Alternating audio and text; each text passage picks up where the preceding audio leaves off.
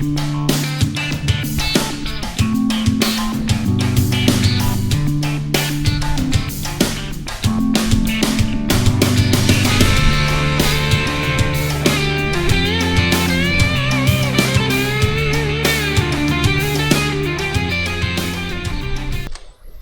Friends, tile of trades ചാനലിൻ്റെ മറ്റൊരു വീഡിയോയിലേക്ക് സ്വാഗതം. ബിഗിനേഴ്സ് ആയിട്ടുള്ള ആൾക്കാർക്ക് വേണ്ടിയിട്ട് ഉള്ളതാണ് ഇന്നത്തെ വീഡിയോ.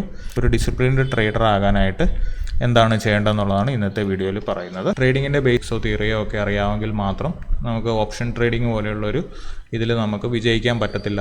ഇത് നമുക്ക് തിയറിയോ സ്ട്രാറ്റജിയോ എന്നതിനേക്കാൾ ഉപരി നമ്മുടെ തന്നെ മൈൻഡിനെ എങ്ങനെ ഒരു പ്രോഫിറ്റബിൾ ട്രേഡർ ആകാവുന്ന രീതിയിലേക്ക് മാറ്റിയെടുക്കാം എന്നുള്ളതാണ് ഇന്നത്തെ വീഡിയോ നമ്മൾ എക്സ്പ്ലെയിൻ ചെയ്യാൻ ശ്രമിക്കുന്നത്. അപ്പോൾ ഈ ഒരു പോയിൻറ്റ്സ് എല്ലാം ജസ്റ്റ് ഒന്ന് നോട്ട് ചെയ്ത് വെച്ചോളൂ. ഫുള്ളായിട്ടൊന്ന് കണ്ട് ചാനലിനെ ഒന്ന് സബ്സ്ക്രൈബ് ചെയ്യുകയും ചാനലിനെ ഒന്ന് സപ്പോർട്ട് ചെയ്യുകയും വീഡിയോസ് ഒന്ന് ലൈക്ക് ചെയ്യുകയും ചെയ്യാം. അപ്പോൾ നമുക്ക് വീഡിയോയിലേക്ക് പോകാം. ഏറ്റവും ആദ്യം തന്നെ നമുക്ക് വേണ്ടതൊരു ട്രേഡിംഗ് പ്ലാനാണ്. മാർക്കറ്റ് തുറന്നു കഴിയുമ്പോഴത്തേക്ക് ട്രേഡിലേക്ക് നേരെ എൻ്റർ ചെയ്യാതെ നമ്മളതിന് മുമ്പ് തന്നെ നമ്മൾ എടുക്കാൻ ഉദ്ദേശിക്കുന്ന ഇൻഡെക്സിൻ്റെ ചാർട്ടിൽ നോക്കിയിട്ട് നമ്മുടെ പല ഫ്രെയിമിൽ അത് അനലൈസ് ചെയ്ത് അതിനകത്ത് നമുക്ക് സപ്പോർട്ട്, റെസിസ്റ്റൻസ് അല്ലെങ്കിൽ അങ്ങനെയുള്ള കാര്യങ്ങളൊക്കെ മാർക്ക് ചെയ്ത് ഇവിടുന്ന് എങ്ങോട്ട് പോകാനാണെന്നുള്ളൊരു ഡയറക്ഷനൊക്കെ നമ്മുടെ മനസ്സിൽ തന്നെ ആദ്യം ഒരു പ്ലാൻ ഉണ്ടാക്കണം. അതിനനുസരിച്ച് നമ്മൾ ട്രേഡ് ചെയ്യാവുള്ളൂ. ഇപ്പോൾ എൻ്റെ ഒരു രീതിക്കുള്ള സപ്പോർട്ട്, റെസിസ്റ്റൻസ് ഒക്കെ എങ്ങനെയാണ് വരയ്ക്കുന്നത് എന്നുള്ളത് ഈ മെയിൻ ഐ ബട്ടണിൽ ഇത് കൊടുത്തിട്ടുണ്ട്. അപ്പോൾ അതൊന്ന് വീഡിയോ വാച്ച് ചെയ്താൽ ആ ഒരു സ്ട്രാറ്റജിയിൽ നമുക്ക് ഉപയോഗിക്കാം. അല്ലെങ്കിൽ നമ്മളിപ്പോൾ ഇതുവരെ ശീലിച്ചു വരിക്കുന്ന ഏത് സ്ട്രാറ്റജിയും വർക്കാവും. അപ്പോൾ നമുക്ക് ഫസ്റ്റ് തന്നെ ഒരു ട്രേഡിംഗ് പ്ലാൻ വേണം. അടുത്തൊരു പോയിൻ്റ് എന്ന് പറഞ്ഞു കഴിഞ്ഞാൽ നമ്മൾ എടുക്കുന്ന ആ ഒരു ട്രേഡ് നമ്മുടെ ഒരു ഫൈനാൻഷ്യൽ സ്റ്റേറ്റിന് ഒരിക്കലും ഒരു ബുദ്ധിമുട്ടുണ്ടാക്കാത്ത ഒരു എമൗണ്ടിനെ നമ്മൾ ട്രേഡ് എടുക്കാവുള്ളൂ. അതായത് ആ ട്രേഡ് എടുത്തു കഴിഞ്ഞിട്ട് നമ്മൾ ഉദ്ദേശിച്ച ആ ഒരു ഡയറക്ഷനിലല്ലാതെ നേരെ ഓപ്പോസിറ്റ് ഡയറക്ഷനിൽ പോയി നമുക്ക് ആ ട്രേഡിൻ്റെ നല്ലൊരു ശതമാനം പ്രീമിയം നമുക്ക് നഷ്ടപ്പെട്ടാലും ഫൈനാൻഷ്യലി നമുക്ക് ഒരു ബുദ്ധിമുട്ടും ഉണ്ടാകാത്തത്ര എമൗണ്ടിൻ്റെ ഉള്ളൊരു ട്രേഡ് മാത്രം എടുക്കുക. അങ്ങനെ എടുത്തു കഴിഞ്ഞാലുള്ളൊരു മെച്ചം ഉണ്ടാകുമെന്ന് പറഞ്ഞു കഴിഞ്ഞാൽ നമ്മളൊരു ട്രേഡിൽ എൻ്റർ ചെയ്ത് കഴിയുമ്പോൾ നമുക്ക് ചെറിയ പോയിന്റിൽ ഉള്ള വ്യത്യാസങ്ങളൊന്നും വന്നാലും, അതായത് പെട്ടെന്നൊരു സ്റ്റോപ്പ് ലോസ് ഫണ്ടിങ്ങിൻ്റെ ഭാഗമായിട്ട് ഒന്ന് മാർക്കറ്റ് അങ്ങോട്ടോ ഇങ്ങോട്ടോ ഒന്ന് ഫ്ലക്ച്വേറ്റ് ചെയ്താലും നമുക്ക് നമ്മുടെ ആ ലെവലോ അല്ലെങ്കിൽ ട്രേഡിങ്ങിൻ്റെ ആ ഒരു കൺവിക്ഷനോ മാറുന്നവരെ നമുക്ക് ആ ട്രേഡിൽ കണ്ടിന്യൂ ചെയ്ത് ഹോൾഡ് ചെയ്ത് നിൽക്കാൻ പറ്റും. ഒരു ബിഗിനറെ സംബന്ധിച്ചിടത്തോളം ഇപ്പോൾ ഒരു ഓപ്ഷൻ്റെ ഇത് വേണമെങ്കിൽ നമുക്കൊരു 2500 5000 രൂപയ്ക്ക് വരെ സ്റ്റാർട്ട് ചെയ്യാം. അപ്പോൾ അങ്ങനെയുള്ളൊരു സിംഗിൾ ലോട്ടിലായിരിക്കും സ്റ്റാർട്ട് ചെയ്യുന്നത്. അടുത്ത പോയിൻ്റായിട്ട് നമ്മൾ ശ്രദ്ധിക്കേണ്ട ഒരു കാര്യം എന്ന് പറഞ്ഞു കഴിഞ്ഞാൽ നമ്മൾ ഉദ്ദേശിച്ച ലെവൽ വിട്ടുപോയ ഒരു ട്രേഡിലേക്ക് നമ്മൾ ഒരിക്കലും എൻ്റർ ചെയ്യരുത്. എപ്പോഴും ആ ഒരു ഇത് നമുക്ക് ലോസ് ഉണ്ടാക്കാനാണ് സാധ്യത. അപ്പം നമ്മൾ വെയിറ്റ് ചെയ്യുക. നമുക്ക് മിസ്സായ ആ ഒരു ഇതിൽ ചാടിക്കയറി എൻ്റർ ചെയ്യാതെ നമ്മുടെ ആ സെറ്റപ്പ് അനുസരിച്ചുള്ള ഒരു ട്രേഡ് വരുന്നത് വരെ നമ്മൾ വെയിറ്റ് ചെയ്തിരിക്കുക.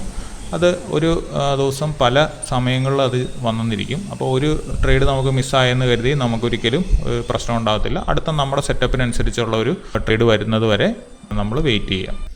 അതേപോലെ തന്നെ ട്രേഡിൽ എൻ്റർ ആയി കഴിഞ്ഞ് കഴിഞ്ഞാൽ നമ്മൾ നമ്മുടെ PNL നോക്കിക്കൊണ്ടിരിക്കരുത്. അതിന് പകരം നമ്മൾ ചാർട്ട് നോക്കുകയോ അല്ലെങ്കിൽ നമ്മൾ വരച്ചിരിക്കുന്നോ നമ്മൾ ഉദ്ദേശിച്ചിരിക്കുന്ന ലെവൽ എത്തിയോന്നോ അല്ലെങ്കിൽ നമ്മുടെ സപ്പോർട്ട് റെസിസ്റ്റൻസ് ആയിട്ടുള്ള ലെവലോ അല്ലെങ്കിൽ നമ്മുടെ സെറ്റപ്പിനനുസരിച്ചുള്ള എൻട്രി ഓർ എക്സിറ്റ് പോയിന്റ് എത്തിയോ എന്ന് മാത്രം നോക്കുക. ഇങ്ങനെ ഈ PNL നോക്കിക്കൊണ്ടിരുന്നു കഴിഞ്ഞാൽ PNL വരുന്ന ഈ ഫ്ലക്ച്വേഷൻ നമ്മുടെ ഇമോഷൻസിനെ കാര്യമായിട്ട് ബാധിക്കും. അതുപോലെ തന്നെ പ്രോഫിറ്റ് വന്നു കഴിഞ്ഞാൽ അമിതമായിട്ട് നമ്മൾ ഹാപ്പി ആകാനോ അല്ലെങ്കിൽ ഭയങ്കരമായിട്ട് എക്സൈറ്റഡ് ആവാനോ നമ്മൾ നോക്കരുത്. അത് ട്രേഡിങ്ങിൻ്റെ എല്ലാ ദിവസവും നമുക്ക് അതുപോലത്തെ രീതി കിട്ടണമെന്നില്ല. അപ്പോൾ ഒരു ചെറിയ നല്ലൊരു പ്രോഫിറ്റ് ഒരു ദിവസത്തെ നമുക്ക് കിട്ടിക്കഴിഞ്ഞാലും നമ്മൾ നമ്മുടെ ഇമോഷൻസിനെ കൺട്രോൾ ചെയ്ത് വെക്കുക. അതേപോലെ തന്നെ ട്രേഡ് നമുക്ക് ലോസ് ആണെങ്കിൽ നമ്മൾ കൂടുതലായിട്ട് അതിനെക്കുറിച്ച് ആലോചിക്കാതെ നമ്മുടെ ഇമോഷൻസിനെ കൺട്രോൾ ചെയ്ത് വെക്കുക. അപ്പോൾ നമ്മൾ നേരത്തെ പറഞ്ഞ പോലെയുള്ള നമുക്ക് ലോസ് ചെയ്യാൻ പറ്റുന്ന ഒരു എമൗണ്ടിലുള്ള ട്രേഡാണ് നമ്മൾ എടുക്കുന്നതെങ്കിൽ നമുക്കിപ്പോൾ ലോസ് വന്നു കഴിയുമ്പോഴത്തേക്ക് നമ്മുടെ ഇമോഷൻസിന് ഒരു പരിധി കൂടുതൽ അത് ബാധിക്കത്തില്ല. നമുക്കറിയാം ഇന്നത്തെ ദിവസം അത്രയും നമുക്ക് പോകത്തുള്ളൂ എന്നുള്ളത്. നമ്മൾ നേരത്തെ തന്നെ സെറ്റ് ചെയ്ത് വെച്ചിരിക്കുന്ന ഒരു സ്റ്റോപ്പ് ലോസ് അല്ലെങ്കിൽ ഒരു ലോസ് ആണത്. അപ്പോൾ അത് നമുക്ക് കൺട്രോൾ ചെയ്യാൻ പറ്റും. അടുത്തതായിട്ട് നമ്മൾ ശ്രദ്ധിക്കേണ്ട ഒരു കാര്യം എന്ന് പറഞ്ഞാൽ ഒരു ദിവസം നമ്മൾ ട്രേഡ് ചെയ്യുന്ന നമ്പേഴ്സ് ലിമിറ്റ് ചെയ്യുക. അതായത് ഒരു ദിവസം നമ്മൾ 2-3 ട്രേഡുകൾ മാത്രമേ ചെയ്യാവുള്ളൂ. ബാക്കിയുള്ള സമയം നമ്മൾ മാർക്കറ്റ് ഇതുപോലെ തന്നെ വാച്ച് ചെയ്തുകൊണ്ടിരുന്നാലും നമ്മൾ നമ്മുടെ ആ സെറ്റപ്പിനനുസരിച്ചുള്ള ട്രേഡ് ഇപ്പോൾ 1-2 കിട്ടി അത് നമുക്ക് പ്രോഫിറ്റ് ആണെങ്കിൽ നമ്മൾ ക്ലോസ് ചെയ്യുക. പിന്നെയും അടുത്തടുത്ത ട്രേഡുകൾ എടുക്കാതെ പ്രോഫിറ്റ് കിട്ടിക്കഴിഞ്ഞാൽ അന്നേരം തന്നെ നമ്മൾ പോയി കിൽ സ്വിച്ച് അങ്ങ് എനേബിൾ ചെയ്ത് വെക്കുകയാണെന്നുണ്ടെങ്കിൽ നമുക്ക് ഓവർ ട്രേഡ് ചെയ്യുന്ന അവസ്ഥയിൽ നമുക്ക് ഒഴിവാകാൻ പറ്റും. അപ്പോൾ നിങ്ങൾക്ക് അറിയാവുന്ന ഒരു കാര്യമായിരിക്കും, പല പ്രാവശ്യവും ആദ്യം നല്ലൊരു പ്രോഫിറ്റ് കിട്ടിയിട്ട് എൻഡ് ഓഫ് ദ ഡേ വരുമ്പോഴത്തേക്ക് നമ്മൾ പിന്നെയും ഒന്നെങ്കിൽ പ്രോഫിറ്റ് കൂട്ടാനോ അല്ലെങ്കിൽ ചിലപ്പം ലോസിനെ റിക്കവർ ചെയ്യാനോ നിങ്ങൾ കൂടുതൽ ട്രേഡ് എടുത്തിട്ട് അവസാനം നമ്മുടെ ക്യാപിറ്റൽ മൊത്തം പോയേക്കുന്ന ഒരു അവസ്ഥ ഫേസ് ചെയ്തിട്ടുണ്ടാവും. അപ്പോൾ നിങ്ങൾക്ക് ഇത് റിലേറ്റ് ചെയ്യാൻ പറ്റും.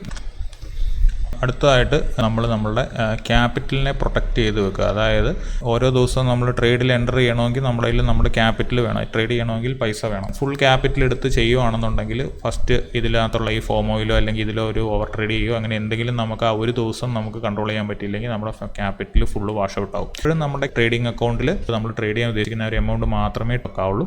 ബാക്കിയുള്ള പൈസ നമ്മുടെ ക്യാപിറ്റൽ മൊത്തം നമ്മുടെ സേവിങ്സ് അക്കൗണ്ടിൽ ബാങ്കിൻ്റെ അക്കൗണ്ടിൽ തന്നെ മാറ്റി വെച്ചിരിക്കുക. അതായത് ഇപ്പോൾ നമ്മുടെ ക്യാപിറ്റൽ ഇപ്പോൾ ഒരു 1 lakh ആണെന്ന് വിചാരിക്കുക. അപ്പോൾ അങ്ങനെയാണെന്നുണ്ടെങ്കിൽ നമ്മൾ ആ 1 lakhനും ആദ്യം കയറി ആദ്യത്തെ ഫുൾ ക്യാപിറ്റൽ എടുത്തിട്ട് ട്രേഡ് ചെയ്യുവാണെങ്കിൽ നമുക്ക് പെട്ടെന്നൊരു സ്പൈക്ക് വന്നപ്പോഴത്തേക്ക് ചിലപ്പോൾ നമുക്ക് പെട്ടെന്ന് തന്നെ ഒരു 30,000 ഒരു 35,000 ലോസ് കാണിച്ചു എന്ന് വിചാരിക്കുക. ഉടനെ നമ്മൾ എക്സിറ്റ് ചെയ്യുമ്പോഴത്തേക്ക് ആ ലോസ് നമുക്ക് പെട്ടെന്ന് തന്നെ അങ്ങ് ആകും. അപ്പോൾ പിന്നെ അന്നത്തെ ദിവസം നമ്മളിപ്പോൾ എൻഡ് വരെ ട്രേഡ് ചെയ്താലും ഇല്ലെങ്കിൽ അത്രയും ഒരു ലോസ് വന്നതിനെ നമുക്ക് റിക്കവർ ചെയ്യാൻ പറ്റിയില്ലെങ്കിൽ അടുത്ത ദിവസം നമുക്ക് വെറും 65,000 രൂപയെ നമ്മുടെ ക്യാപിറ്റലായിട്ടുള്ളൂ. അതേസമയം നേരെ തിരിച്ച് നമ്മൾ വെറും ഒരു 5,000 രൂപയുടെ ട്രേഡ് മാത്രമേ എടുത്തുള്ളൂ എന്ന് വിചാരിക്കുക. ബാക്കി 95,000 നമ്മുടെ ബാങ്ക് അക്കൗണ്ടിലാണെന്നുണ്ടെങ്കിൽ നമുക്ക് എത്ര പോയാലും അന്നത്തെ ദിവസം പെട്ടെന്നുള്ള സ്പൈക്ക് വരുമ്പോഴത്തേക്ക് നമുക്കൊരു 600-700 രൂപയുടെ ഒരു ലോസ് വന്നു. അല്ലെങ്കിൽ വേണ്ട നമ്മുടെ 5,000 റുപ്പിയും പോയെന്ന് പറഞ്ഞാലും നമുക്ക് ബാക്കിയുള്ള 95,000 നിന്ന് വീണ്ടും ഒരു 5,000 എടുത്ത് ആഡ് ചെയ്ത് നമുക്ക് ട്രേഡിങ് കണ്ടിന്യൂ ചെയ്യാം. അതുകൊണ്ട് എപ്പോഴും നമ്മുടെ ക്യാപിറ്റലിനെ നമ്മൾ പ്രൊട്ടക്റ്റ് ചെയ്ത് വെക്കുക. ക്യാപിറ്റലിൻ്റെ ചെറിയൊരു ശതമാനം കൊണ്ട് മാത്രം ട്രേഡ് ചെയ്യുക. അടുത്തതായിട്ട് വളരെ ഇമ്പോർട്ടൻ്റ് ആയിട്ടുള്ള കാര്യമാണ് നമ്മൾ ഒരു ദിവസത്തെ ട്രേഡ് കഴിഞ്ഞ് കഴിഞ്ഞാൽ ഒരു ട്രേഡിംഗ് ജേണൽ കീപ്പ് ചെയ്യുക.